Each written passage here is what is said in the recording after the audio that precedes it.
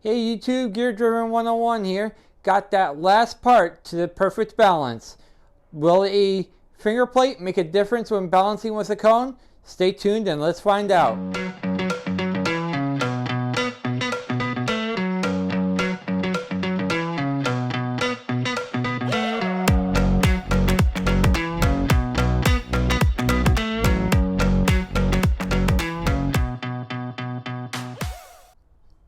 Alright YouTube, on to the last final variable on my perfect balance little mini series. I got my wheel here. Everything's going to be the same as before. Okay, only difference is I am going to go back to the cone. Okay, but let's see if I can help it by adding a finger plate.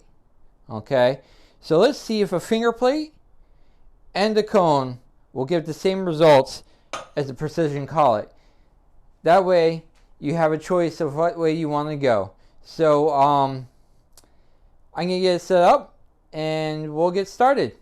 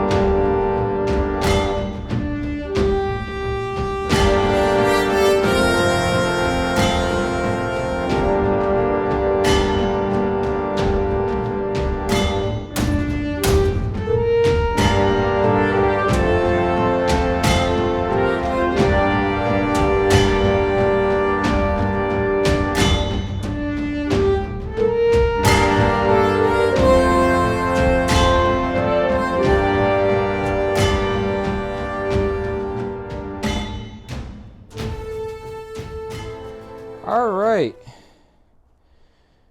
We got a big fat 0 variation on the consistency. So let's do a recap here.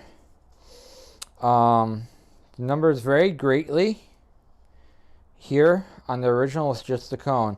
The reason why it's such an issue is because every time you put a wheel on, tighten it up, and then take it off, if you put it back on again, it's going to sit slightly different on the hub of the balancer. It's going to be a little off. So that's why it will give a slightly different reading when you spin it, if you were to spin the same wheel.